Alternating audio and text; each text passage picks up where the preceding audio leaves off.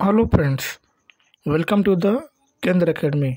Friends, आज इस session में हम लोग बीपीएससी टीआरई 4.0 यानी बीपीएससी टीचर 4.0 न्यू वैकेंसी 2025 के लिए फिजिक्स यानी भौतिक विज्ञान से रिलेटेड सभी महत्वपूर्ण प्रश्नों को, जो केवल वीवीआईपी क्वेश्चन है, उन्हीं को आज इस सेशन में डिस्कस करेंगे। ये सारे प्रश्न आपके एग्ज़ाम के दृष्टिकोण से यानी आप बीपीएससी टीआरई 4.0 के दृष्टिकोण से काफ़ी इंपॉर्टेंट होंगे। इसको ध्यानपूर्वक पूरा ज़रूर देखिएगा। जो लोग पहली बार चैनल पर आए होंगे तो चैनल को सब्सक्राइब कर लीजिएगा और जो बगल में बेल आइकन का निशान है उसे ज़रूर दबा दीजिएगा ताकि आपको रेगुलर अपडेट मिलता रहे। तो चलिए फ्रेंड्स, बिना देरी के हुए सेशन को स्टार्ट करते हैं। एक बार प्लीज़ पहले लाइक कर दीजिएगा और जब पूरा सेशन देख लीजिएगा तो कम से कम इसे एक ग्रुप में ज़रूर शेयर कर दीजिएगा। तो चलिए शुरू करते हैं। हमारा आज का पहला प्रश्न है कि फ़ारेनहाइट पैमाने पर परम शून्य का मान कितना होता है। Option A 0 degree Fahrenheit, option B -5 degree Fahrenheit, option C -469.4 degree Fahrenheit, option D उपयुक्त में से एक से अधिक और ऑप्शन ई उपयुक्त में से कोई नहीं। इसका जो राइट ऑप्शन हो जाएगा फ्रेंड्स, ऑप्शन नंबर सी इसका क्या है, राइट ऑप्शन है। इसका हम लोग डिस्कस भी देख सकते हैं फ्रेंड्स। फ़ारेनहाइट पैमाने पर परम शून्य का मान -469.4 फ़ारेनहाइट होता है। फ़ारेनहाइट मापक्रम का एक ताप मापक्रम है जो 32 डिग्री फ़ारेनहाइट पर जल का हिमांक और 212 डिग्री फ़ारेनहाइट पर जल के क्वथनांक पर आधारित होता है। ठीक है, और आगे हम लोग इसको देख सकते हैं फ्रेंड्स। 212 फ़ारेनहाइट पर जल के क्वथनांक पर आधारित होता है। इन दोनों तापमान के बीच के क्षेत्र को 180 बराबर भागों में बांटा गया है, अर्थात एक भाग फ़ारेनहाइट के क्या होता है, बराबर होता है। एक भाग 1 डिग्री फ़ारेनहाइट के क्या होता है, बराबर होता है। चलिए ठीक है, अब हम लोग फ्रेंड्स जो है प्रकाश से रिलेटेड प्रश्नों को देखेंगे। वाहनों के साइड में ट्रैफिक देखने के लिए हम लोग किस प्रकार के दर्पण का प्रयोग करते हैं। ऑप्शन ए अवतल दर्पण, ऑप्शन बी समतल दर्पण, ऑप्शन सी उत्तल दर्पण, ऑप्शन डी उपयुक्त में से एक से अधिक और ऑप्शन ई जो है उपयुक्त में से कोई नहीं। इसका जो राइट ऑप्शन हो जाएगा फ्रेंड्स, ऑप्शन नंबर सी। वाहनों की जो मतलब वाहन की जो साइड में जो जैसे ट्रक हो गया, कार हो गया, इनके बगल में एक साइड मिरर होता है जो पीछे की गाड़ियों को देखने के लिए इसका हम लोग उपयोग करते हैं। तो इसमें जो दर्पण लगा होता है, कौन सा दर्पण होता है, उत्तल दर्पण होता है। कौन सा दर्पण होता है, उत्तल दर्पण। और उत्तल दर्पण को हम लोग क्या बोलते हैं, तो अपसारी दर्पण के नाम से जानते हैं। उत्तल दर्पण को हम लोग किस नाम से जानते हैं, अपसारी दर्पण के नाम से जानते हैं, क्योंकि ये किरणों को क्या करता है, फैलाता है। ठीक है, वाहनों के साइड में ट्रैफिक देखने के लिए उत्तल दर्पण का प्रयोग किया जाता है, क्योंकि ये बाहर की तरफ मुड़े होने के कारण सदैव सीधा प्रतिबिंब और व्यापक दृश्य क्षेत्र प्रदान करते हैं। अवतल दर्पण का प्रयोग टॉर्च, सर्च लाइट, वाहनों के हेडलाइट्स एवं नाई की दुकान पर सेविंग दर्पण के रूप में किया जाता है। ठीक है, चलिए आगे हमारा प्रश्न है कि प्रतिदीप्त ट्यूब में प्रायः किस पदार्थ का उपयोग किया जाता है। ऑप्शन ए मरकरी वाष्प तथा argon, option B sodium oxide तथा आर्गन, सोडियम वाष्प तथा नियान, उपयुक्त में से एक से अधिक और उपयुक्त में से कोई नहीं। इसका जो राइट ऑप्शन हो जाएगा friends, option number A mercury वाष्प तथा आर्गन का हम लोग क्या करते हैं, इसमें यूज करते हैं। ठीक है, इसको हम लोग देख सकते हैं फ्रेंड्स, इसका डिस्कस। प्रतिदीप्त ट्यूब कांच की एक लंबी ट्यूब होती है। इसके अंदर की ट्यूब दीवारों पर प्रतिदीप्तशील पदार्थ का एक लेप होता है। इस ट्यूब में मरकरी गैस के साथ कुछ अक्रिय गैसें जैसे आर्गन आदि को भरा जाता है।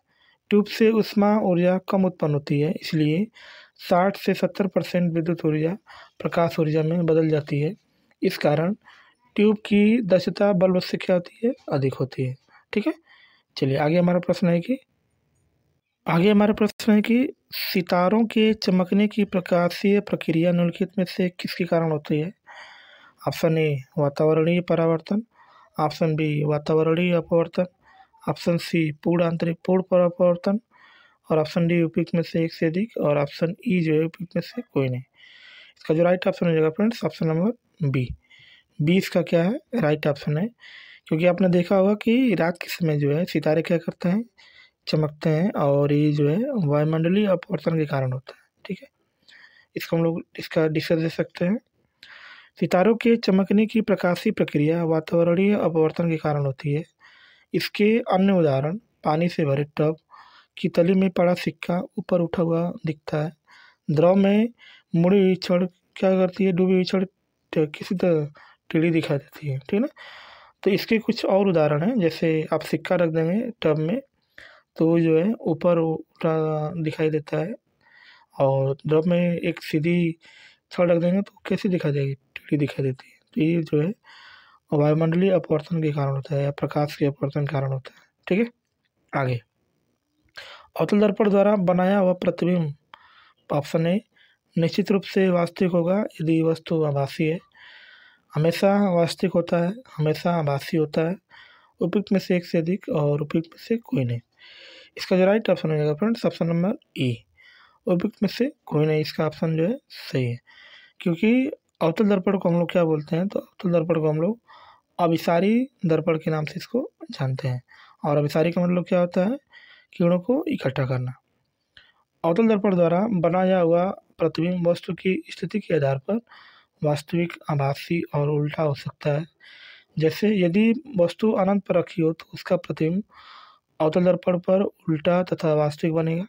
यदि वस्तु की स्थिति अवतल दर्पण के फोकस तथा ध्रुव के बीच हो तो दर्पण द्वारा निर्मित प्रतिबिंब आकार में बड़ा, सीधा और आभासी होता है। ऐसी स्थिति में दर्पण का जो प्रतिबिंब होगा दर्पण के पीछे बनेगा। इस प्रकार इसमें से कोई ऑप्शन सही नहीं है, इसलिए इसका जो विकल्प है ई सही है, यानी उपयुक्त में से कोई नहीं, ठीक है। आगे आगे हमारा प्रश्न है कि किसी शब्दकोश में लिखे छोटे अक्षरों को पढ़ते समय आप निम्न में से कौन सा लेंस पसंद करेंगे। ऑप्शन ए 50 सेंटीमीटर फोकस दूरी वाला अवतल लेंस, ऑप्शन सी 50 फोकस दूरी वाला उत्तल लेंस, और ऑप्शन जो सी दिया है, सी क्या दिया है, तो ऑप्शन फोकस 5 सेंटीमीटर फोकस दूरी वाला उत्तल लेंस, उपयुक्त में से एक से अधिक और उपयुक्त में से कोई नहीं। इसका जो राइट ऑप्शन हो जाएगा फ्रेंड्स ऑप्शन नंबर ई। ई जो है इसमें से उपयुक्त में से कोई नहीं जो है इसका राइट ऑप्शन है, ठीक है। चलिए इसका हम लोग डिस्कस दे सकते हैं फ्रेंड्स। क्योंकि अधिक फोकस दूरी वाले उत्तल लेंस की आवर्धन क्षमता कम होती है, अतः शब्दकोश के छोटे अक्षरों को पढ़ने के लिए 5 सेंटीमीटर फोकस दूरी का उत्तल लेंस बेहतर होगा। अतः कोई इसमें से विकल्प नंबर सही नहीं है। तो पढ़ने के लिए 5 सेंटीमीटर फोकस दूरी का उत्तल लेंस क्या होगा, बेहतर होगा, उत्तल लेंस, ठीक है ना, छोटे छोटे अक्षरों को पढ़ने के लिए। आगे आगे हमारा प्रश्न है कि निम्नलिखित में से किस भाग पर किसी वस्तु का प्रतिबिंब बनाते हैं। ऑप्शन ए परितारिका, ऑप्शन बी कार्निया, ऑप्शन सी दृष्टिपटल, ऑप्शन डी उपयुक्त में से एक से अधिक, और ऑप्शन ई जो है उपयुक्त में से कोई नहीं। इसका जो राइट ऑप्शन हो जाएगा किसी वस्तु का प्रतिबिंब कहाँ बनता है, नेत्र में। तो चूंकि नेत्र के हमारे बहुत सारे पार्ट होते हैं, इसका जो राइट ऑप्शन हो जाएगा फ्रेंड्स ऑप्शन नंबर सी। सी इसका क्या है, राइट ऑप्शन है, क्योंकि नेत्र के हमारे बहुत सारे पार्ट होते हैं और किसी भी वस्तु का जो प्रतिबिंब होता है रेटिना पर बनता है। रेटिना को हम लोग दृष्टिपटल के नाम से जानते हैं। रेटिना पर जो प्रतिबिंब बनता है उल्टा लेकिन वास्तविक बनता है, और मस्तिष्क को क्या करता है, ठीक करके इसको क्या करता है, सही दिखा देता है। तो इसलिए ऑप्शन नंबर क्या है, सी इसका राइट। इसका हम लोग डिस्कस दे सकते हैं फ्रेंड्स। नेत्र द्वारा देखी गई वस्तु का प्रतिबिंब रेटिना पर बनता है। रेटिना बहुत सारी प्रकाश सुग्राही कोशिकाओं से जुड़ी रहती है, जो रेटिना पर बने प्रतिबिंब के रूप में रंग एवं आकार का ज्ञान मस्तिष्क को भेजती है। रेटिना पर वस्तु का प्रतिबिंब उल्टा और क्या बनता है, वास्तविक बनता है, ठीक है। चलिए आगे आगे हमारा प्रश्न है कि प्रकाश की एक किरण दर्पण पर 30 अंश के कोण पर आपतित होती है। अविलंब और परावर्तित किरण के बीच कोण होता है। ऑप्शन नंबर ए 30 अंश, ऑप्शन नंबर बी 60 अंश, और option number C 45 degree, option number D उपयुक्त में से एक से अधिक, और ऑप्शन नंबर ई जो है उपयुक्त में से कोई नहीं। इसका जो राइट ऑप्शन हो जाएगा फ्रेंड्स ऑप्शन नंबर इसका क्या है, तो ए इसका ऑप्शन सही है। ए इसका ऑप्शन क्या है, सही है, क्योंकि आपने पढ़ा होगा कि जो प्रकाश का जो अपवर्तन होता है इसमें जो है 2 नियम होता है। दो पहला नियम क्या होता है, तो आपतित किरण और आपतन बिंदु तथा परावर्तित किरण तीनों एक ही तल पर स्थित होते हैं, और आपतन कोण और परावर्तन कोण क्या होते हैं, बराबर होते हैं। तो जैसे 30 कितने इसका कोण बना रहा है, तो ये जो है यहाँ पर जो कोण बन रहा है अभिलंब और परावर्तित किरण के बीच कोण पूछा है, और वहाँ पर जो कोण का मान दिया है कितना दिया है 30 अंश दिया है। तो इसका जो राइट ऑप्शन हो जाएगा फ्रेंड्स ऑप्शन नंबर क्या है 30 इसका सही, क्योंकि आपतन कोण और परावर्तन कोण क्या होते हैं बराबर होते हैं। ठीक है, इसका हम लोग डिस्कस दे सकते हैं। जब कोई प्रकाश की किरण किसी माध्यम से चलकर किसी चिकनी पालीदार सतह पर आपतित होती हैं और आपतन के बाद परावर्तित होकर पुनः उसी माध्यम में वापस लौट आती हैं तो उसे प्रकाश का परावर्तन कहते हैं। ठीक है, जैसे यहाँ पर देख सकते हैं, यहाँ पर बनाया गया है। ठीक है, ये हमारा दर्पण है, ये आपतित किरण है और आपतित किरण दर्पण से टकराकर परावर्तित किरण जाती है, बीच में हमारा विलंब होता है। 30 अंश हमारा आर का मान है, आई का मान है, तो 30 अंश भी किसका होगा आर का मान होगा, क्योंकि आपतन कोण और परावर्तन कोण क्या होते हैं बराबर होते हैं। परावर्तन के नियम की बात करेंगे तो परावर्तन के 2 नियम होते हैं। पहला नियम जो है आपतित किरण आपतन बिंदु पर अभिलंब तथा परावर्तित किरण तीनों एक ही तल पे होते हैं। आपतन कोण का मान सदैव परावर्तन कोण के क्या होता है बराबर होता है, नहीं आई बराबर क्या होता है आर होता है। ठीक है, जैसे यहाँ पर दे दिया है 30 अंश है तो 30 अंश भी होगा। ठीक है, चलिए इसमें आगे हम लोग देखेंगे निम्नलिखित में से किसमें उच्चतम ऊर्जा होती है। ऑप्शन ए नीला प्रकाश, ऑप्शन बी लाल प्रकाश, ऑप्शन सी पीला प्रकाश, ऑप्शन डी उपयुक्त में से एक से अधिक, और ऑप्शन ई जो है उपयुक्त में से कोई नहीं। इसका जो राइट ऑप्शन हो जाएगा फ्रेंड्स ऑप्शन नंबर सी, पीला प्रकाश में जो है बहुत ज़्यादा ऊर्जा होती है। इसको हम लोग देख सकते हैं। किसी तरंग की ऊर्जा को सूत्र ई बराबर क्या होता है एच वी, एच हमारा क्या होता है प्लॉन्क नियतांक होता है, और वी जो होता है वहाँ पर हम लोग लिख सकते हैं आवृत्ति, और आवृत्ति बराबर क्या होता है ईता के रूप में व्यक्त किया जाता है, जहाँ पर ई ऊर्जा है, एच प्लॉन्क नियतांक है, वी आवृत्ति है, और सी क्या है प्रकाश की चाल, और एल क्या है तरंग दैर्ध्य। तरंग दैर्ध्य को हम लोग लैम्डा से भी दिखाते हैं। प्रकाश की चाल की बात करेंगे तो इसका जो प्रकाश की चाल होती है 3 × 10 के पावर कितना होता है 8 होता है। कितना होता है 8 होता है। तो इसमें अगर मैं बात करेंगे तो उपयुक्त दिए गए श्वेत प्रकाश के घटक रंगों में नीले रंग का जो प्रकाश होता है, नीले रंग का जो प्रकाश होता है प्रकाश की तरंग दैर्ध्य लाल रंग के प्रकाश एवं पीले रंग के प्रकाश की तरंग की तुलना में कम होता है, यानी नीला का क्या होता है कम होता है, जो कि 450 420 नैनोमीटर तक होती है। तो स्पष्ट है कि नीले रंग के प्रकाश की तरंग जो है क्या होगी उच्चतम होगी। तो नीले का क्या होगा उच्चतम होगा, बाकी लोगों का क्या होता है कम होता है। ठीक है, तो इसमें ऑप्शन हमारा क्या है ए सही होगा। क्या होगा ए, ठीक है ना नीला। इसमें ऑप्शन गलत दे दिया था फ्रेंड्स। चलिए, एक उत्तल लेंस की फोकस दूरी एफ एल बराबर 10 सेंटीमीटर है, पानी में इसे डुबोने पर यह कार्य करेगा। तो एफ एल बराबर 10 सेंटीमीटर से एक उत्तल लेंस की तरह, एफ एल बराबर 10 सेंटीमीटर एक उत्तल लेंस की तरह, और ऑप्शन नंबर जो सी दिया है एफ एल 10 सेंटीमीटर से एक उत्तल लेंस की तरह, और उपयुक्त में से एक से अधिक, और उपयुक्त में से कोई नहीं। इसका जो राइट ऑप्शन हो जाएगा फ्रेंड्स ऑप्शन नंबर सी, सी इसका क्या है राइट ऑप्शन है, एक उत्तल लेंस की तरह कार्य करेगा। एक उत्तल लेंस की फोकस दूरी 10 एफ एल 10 सेंटीमीटर है, पानी में इसे डुबोने पर F L is greater than 10 centimetre के एक उत्तल लेंस की तरह कार्य करेगा। ठीक है, आगे हमारा प्रश्न है कि हालांकि दृश्य प्रकाश में जल अपारदर्शक होता है, दूरस्थ वस्तुओं को जल की महीन बूंदों से निर्मित कोहरे में नहीं देखा जा सकता है। यह इसलिए होता है क्योंकि दृश्य प्रकाश में जल की महीन बूंदें अपारदर्शी होती है। अधिकतर प्रकाश आभासी विखर का अस्पष्टता निर्मित करता है। और ऑप्शन नंबर जो सी है, सी क्या है तो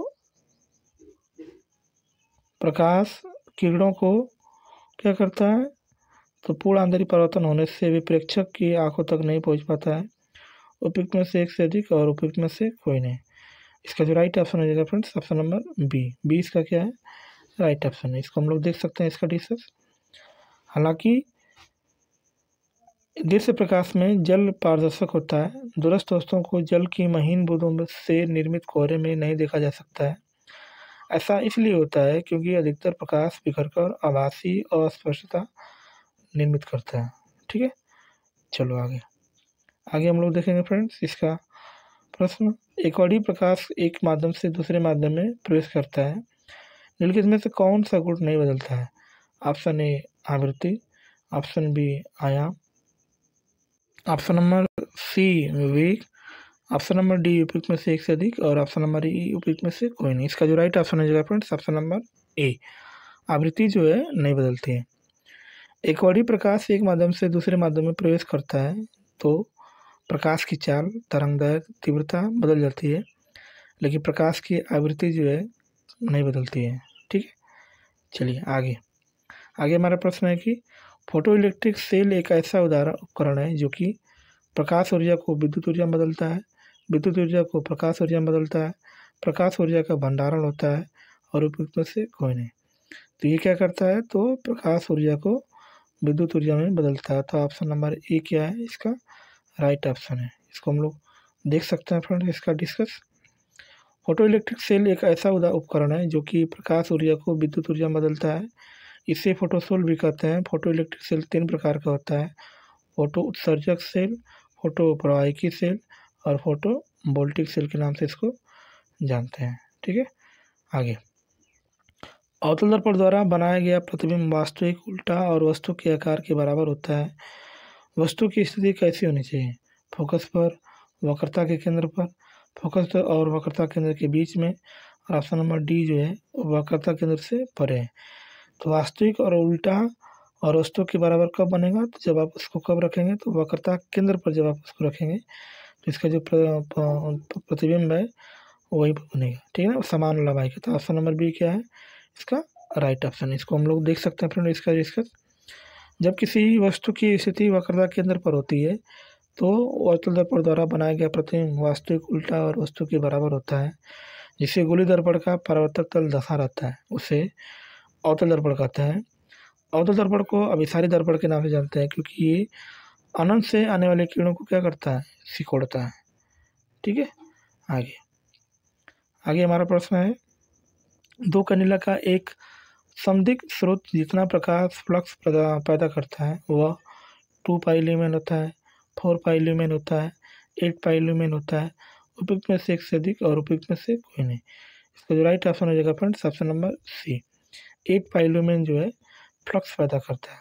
ठीक है, इसका हम लोग डिस्कस देख सकते हैं फ्रेंड्स। ठीक है, ज्योति फ्लक्स चमकदार प्रकाश तरंगों के रूप में निकाय से प्रति सेकंड निकलने वाली प्रकाश ऊर्जा है। इसकी इकाई ल्यूमेन है, जिसे एक कैंडेला के स्रोत की प्रति इकाई ठोस के कोणों में निहित फ्लक्स के रूप में परिभाषित किया जाता है।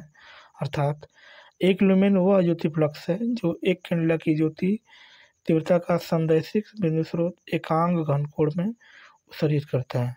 प्रश्न अनुसार दिया गया है कि क्या दिया गया है, तो इसमें आई का जो मान दिया गया है 2 और फाई का मान निकालना है। जो फाई हमारा क्या है, तो प्रकाश फ्लक्स है, तो फाई बराबर क्या होता है 4 पाई आई होता है। तो 4 पाई गुणे 2 करेंगे तो कितना आएगा, 8 पाई ल्यूमेन आएगा। ठीक है फ्रेंड्स, तो चलिए फ्रेंड्स वीडियो को यहीं पर समाप्त करते हैं।